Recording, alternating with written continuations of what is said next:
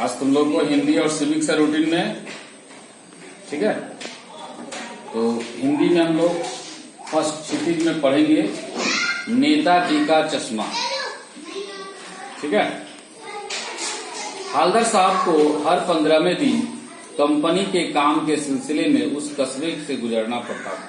हवलदार साहब जो थे, इसमें एक कैरेक्टर है इस कहानी नेताजी का चश्मा में, उनको हर 15वें दिन मतलब हर 15 दिन पर एक कस्बे से गुजरना था। कस्बा बहुत बड़ा नहीं था जिसे पक्का मकान कहा जा सके, वैसे कुछ ही मकान, और जिसे बाजार कहा जा सके वैसा एक ही बाजार था। मतलब ऐसा जैसा यहाँ पर बड़ा बाजार टाइप का कुछ नहीं था, लेकिन एक बाजार था। कस्बे में एक लड़कों का स्कूल, एक लड़कियों का स्कूल, मतलब एक लड़का का स्कूल था तो एक लड़कियों का भी स्कूल था। एक सीमेंट का छोटा सा कारखाना था, और उसमें कारखाना क्या चीज का था? एक सीमेंट का। 2 ओपन एयर सिनेमा घर और एक ठो नगर पालिका भी थी। मतलब इतना बड़ा था जहाँ पे क्या था? नगर पालिका। नगर पालिका थी तो कुछ न कुछ करती भी रहती थी। कभी कोई सड़क पक्की करवा दी, तो कभी कुछ पेशाब घर बनवा दिया, तो कभी कबूतर की छतरी बनवा दी, तो कभी सम्मेलन करवा दिया। कहने का मतलब नगर पालिका है तो कुछ न कुछ तो करेगा ही करेगा। कभी सड़क को पक्का करवा दिया, तो कहीं पे पेशाब घर बनवा दिया, कहीं पे कबूतर का छतरी बनवा दिया, तो कहीं पे कवि सम्मेलन करवा दिया। इसी नगर पालिका के किसी उत्साही बोर्ड या प्रशासनिक अधिकारी ने एक बार शहर के मुख्य बाजार के मुख्य चौराहे पर नेताजी सुभाष चंद्र बोस की संगमरमर की प्रतिमा लगा दी। मतलब संगमरमर का बना हुआ सुभाष चंद्र बोस का एक चौराहा पर प्रतिमा लगवाया। यह कहानी उसी प्रतिमा के बारे में है, बल्कि उससे भी एक छोटे से हिस्से के बारे में। मतलब पूरा प्रतिमा का नहीं है, जितना बड़ा होता है वो प्रतिमा का एक छोटा हिस्सा का। पूरी बात तो अब पता नहीं, लेकिन लगता है कि देश के अच्छे मूर्तिकारों की जानकारी नहीं होने और अच्छी मूर्ति का लागत अनुमान और उपलब्ध बजट से कहीं बहुत ज्यादा होता या होने के कारण काफी समय वहां और चिट्ठी पत्री में बर्बाद हुआ होगा, और बोर्ड की शासनावधि समाप्त होने की घड़ियों में किसी स्थानीय कलाकारों को ही अवसर देने का निर्णय किया गया होगा, और अंत में कस्बे इकलौते हाई स्कूल के इकलौते ड्राइंग मास्टर, मान लीजिए मोतीलाल जी को ही यह काम सौंप दिया होगा, जो महीने भर में मूर्ति बनाकर पटक देने की विश्वास दिला रहे थे। कहने का मतलब साफ है, यानी इतना देर लगे, एक टाइमिंग था, उस टाइमिंग के अंदर बनवाना था, और अगर संगमरमर का बना बनाया मूर्ति अगर लाते तो जो बजट था नगर पालिका का, उस बजट में वो नहीं आ सकता था। इसलिए उस मूर्ति को बनाने के लिए वहीं के लोकल में जो एक मास्टर थे जिनका नाम था मोतीलाल जी, उन्हीं को कहा गया और वो मूर्ति बना दी। जैसा कि कहा जा चुका है कि मूर्ति संगमरमर की थी। टोपी की नोक से कोट के दूसरे बटन तक कोई 2 फुट ऊंचे, जिसे कहते हैं बस्ट। मतलब जो सुभाष चंद्र बोस का जो यह मूर्ति बना हुआ था, कहां से कहां तक बना था? टोपी के नोक से कोट के दूसरे बटन तक कोई 2 फुट ऊंची, जिसे क्या कहते हैं हम लोग? बस्ट। और सुंदर थी। नेताजी सुंदर लग रहे थे। कुछ समय मासूम और कमसीन फौजी वर्दी में मूर्ति को देखते ही दिल्ली चलो और तुम मुझे खून दो वगैरह याद आने लगे। उनका स्लोगन जो है, इस दृष्टि से यह सफल और सराहनीय प्रयास था। केवल एक चीज की कसर थी जो देखते ही खटकती थी। एक चीज की कमी थी, और वो क्या खटकती थी? नेताजी की आंखों पर चश्मा नहीं था। नेताजी की आंख पर क्या नहीं था? चश्मा। यानी चश्मा तो था, लेकिन संगमरमर का नहीं था। मतलब जिस पत्थर से वो बना हुआ था संगमरमर से, उसका बना हुआ नहीं था। एक सामान्य और सचमुच के चश्मे का चौड़ा काला फ्रेम मूर्ति को पहना दिया गया था। मतलब उसमें क्या किया था? तो चश्मा जो पहना हुआ था, ओरिजिनल चश्मा जैसे होता है जो हम लोग पहनते हैं, वह चश्मा को फ्रेम को सिर्फ पहनाया गया था। हवलदार साहब जब पहली बार इस कस्बे से गुजरे और चौराहे पर पान खाने रुके, तभी उन्हें इसे लक्षित किया और उनके चेहरे पर एक कौतुक भरी मुस्कान फैल गई। वाह भाई, यह आइडिया भी ठीक है। मतलब चश्मा को देख के क्या बोलते हैं? वाह भाई, क्या आइडिया है, और यह आइडिया भी ठीक है। मूर्ति पत्थर की, लेकिन चश्मा रियल का। जीप कस्बा छोड़कर आगे बढ़ गई, तब भी हवलदार साहब इस मूर्ति के बारे में सोचते रहे, और अंत में इस निष्कर्ष पर पहुंचे कि कुल मिलाकर कस्बे के नागरिकों का यह प्रयास सराहनीय ही कहा जाना चाहिए। महत्व तो मूर्ति के रंग रूप या कद का नहीं, उस भावना का है, वरना तो देश की भक्ति की आजकल मजाक की चीज होती जा रही है। कहने का मतलब ये सोचते सोचते सिर्फ वही चित्र या जो वहां मूर्ति देखे पान वाले गुमती पर, उसके बाद भी गाड़ी में बैठे जीप खुल गई, फिर भी उसी के बारे में सोच रहे हैं कि ये वहां के लोगों का अंदर में जो देशभक्ति है उसके चलते उस मूर्ति में जो बिना चश्मा का था उसको इन लोगों ने चश्मा पहनाया, जिससे मजाक न बने। दूसरी बार जब हवलदार साहब उधर से गुजरे तो उन्हें मूर्ति में कुछ अंतर दिखाई दिया। ध्यान से देखा तो पाया कि चश्मा दूसरा है। पहले मोटे फ्रेम वाला चौकोर चश्मा था, अब तार के फ्रेम वाला गोल चश्मा है। हवलदार साहब का कौतुक और बढ़ा। पहले देखे थे वो कैसा चश्मा था, तो वह था पहले मोटे फ्रेम वाला चौकोर चश्मा था, मतलब चौकोर चश्मा। अब क्या है, तो तार का बना हुआ फ्रेम वाला गोल चश्मा। हवलदार साहब का कौतुक और बढ़ा। वाह भाई, क्या आइडिया है। मूर्ति कपड़े नहीं बदल सकती लेकिन चश्मा तो बदल सकती है। अब वो सोचे क्या, मूर्ति क्या नहीं बदल सकती है, कपड़ा, लेकिन क्या बदल सकता है, चश्मा। तीसरी बार फिर नया चश्मा। हवलदार साहब की आदत पड़ गई हर बार कस्बे से गुजरते समय चौराहे पर रुकना, पान खाना और मूर्ति को ध्यान से देखना। एक बार जब कौतूहल दुर्दमनीय हो उठा तो पान वाले से ही पूछ लिया, क्यों भाई, क्या बात है, यह तुम्हारे नेताजी का चश्मा हर बार बदल कैसे जाता है। मतलब जब इनको लगा कि ये चश्मा कैसे बदल रहा है, किस तरीका से बदल रहा है, इनको थोड़ा अटपटा लगा। तब ये जिस पान गुमती पे पान खाते थे उस पान वाले से ही पूछे कि ये चश्मा कैसे बदल जाता है भाई, है ना। पान वाले के खुद के मुंह में पान ठूसा हुआ था। जो पान बेचते हैं वो पान करीब करीब खाते ही हैं, तो वह पान मुंह में ठूसे हुए था और वह एक मोटा और खुश मिजाज आदमी था। वो कैसा आदमी था, मोटा भी था और खुश मिजाज भी था। हवलदार साहब का प्रश्न सुनकर वह आंखों ही आंखों में हंसा, मतलब आंखों में उसकी हंसी आ गई और उसकी तोंद थिरकी, उसका तोंद निकला और जब हंसेगा तो तोंद थिरकेगा, मतलब ऊपर नीचे होगा। पीछे घूमकर उसने दुकान के पीछे पान थूका, मतलब उसके मुंह में जो पान था उसको थूक दिया और अपनी लाल काली बत्तीसी, खूब पान खाता हुआ इसलिए जो बत्तीसी मतलब दांत जो था वो लाल पीला काला था, और बोला कैप्टन चश्मे वाला करता है। कौन करता है, कैप्टन चश्मे वाला। क्या करता है, हवलदार साहब कुछ समझ नहीं पाए। बोले क्या करता है भाई कैप्टन, चश्मा चेंज कर देता है। क्या करता है, चश्मा चेंज कर देता है। पान वाले ने समझाया, क्या मतलब, क्यों चेंज कर देता है। हवलदार साहब अब भी नहीं समझ पाए। कोई गिराक आ गया, क्या बोलता है, तब समझाता है उसको, कोई गिराक आ गया समझो, उसको चौड़े चौखट चाहिए। चौड़े चौखट का मतलब चौड़ा फ्रेम वाला चश्मा। तो कैप्टन किधर से लाएगा, मतलब कैप्टन कहां से लाएगा, तो उसको मूर्ति वाला दे दिया। चौड़ा चश्मा वाला जो चौखट वाला था उसको किसको दे दिया, जो ग्राहक आया उसको दे दिया, और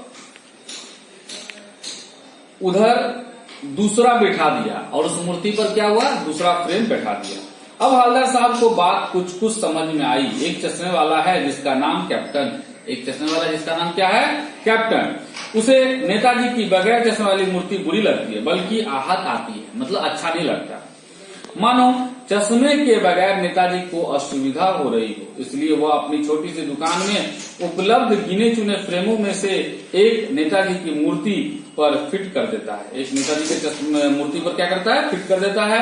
लेकिन जब कोई ग्राहक आता है और उसे वैसा ही फ्रेम की दरकार होती है, तो जैसा मूर्ति पर लगा है, तो कैप्टन चश्मे वाला मूर्ति पर लगा फ्रेम संभव नेताजी से क्षमा मांगते हुए लाकर ग्राहक को दे देता है और बाद में नेताजी को दूसरा फ्रेम लौटा देता है। और बाद में नेताजी क्या करता है, दूसरा फ्रेम लौटा देता है, मतलब दूसरा वाला चश्मा वाला फ्रेम लगा देता है। वाह भाई खूब, क्या आइडिया है। इस तरह से बोला कि वाह भाई क्या आइडिया है। लेकिन भाई एक बात अभी भी समझ में नहीं आई, इतना के बाद भी समझ में नहीं आई।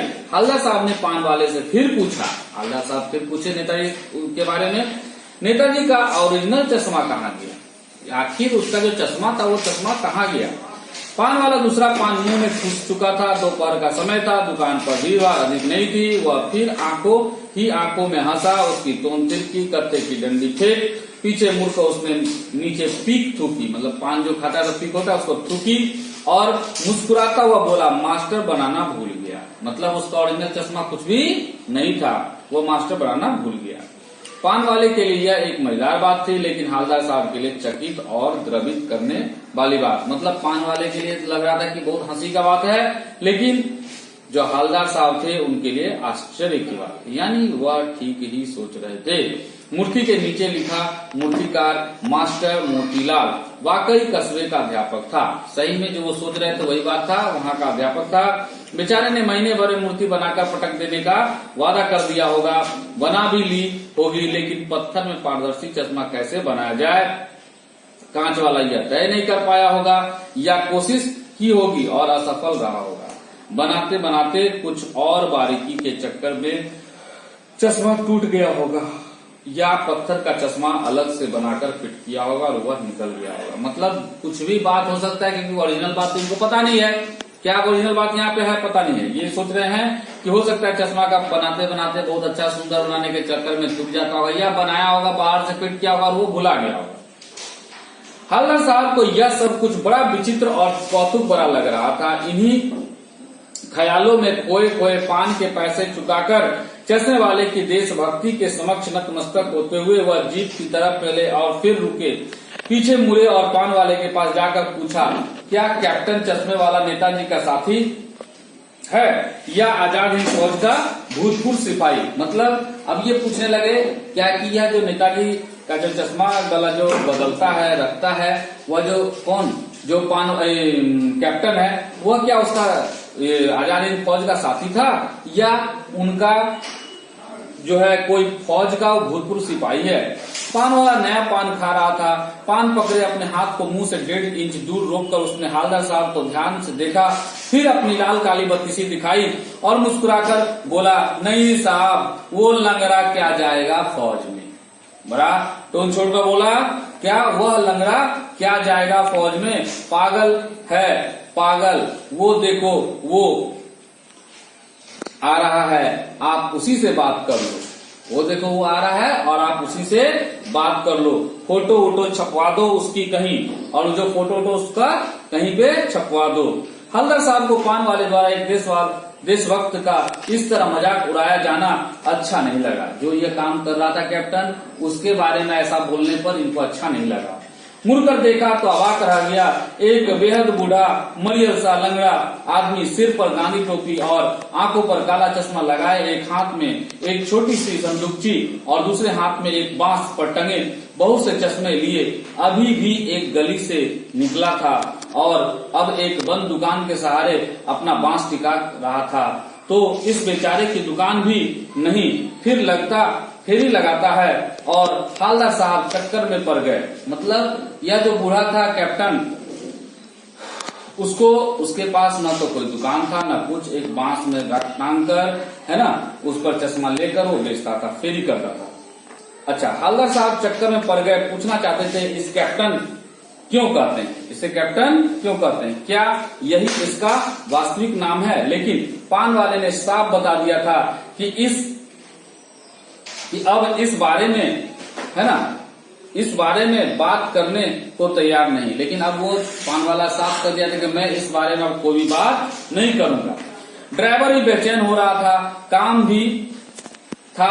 हवलदार साहब जीप में बैठकर चले गए। 2 साल तक हवलदार साहब अपने काम के सिलसिले में उस कस्बे से गुजरते रहे और नेताजी की मूर्ति में बदलते हुए चश्मे को देखते रहे। कभी गोल चश्मा होता तो कभी चौकोर, कभी लाल, कभी काला, कभी धूप का चश्मा, कभी बड़े कांच वाले गोगो चश्मा, पर कोई ना कोई चश्मा होता जरूर।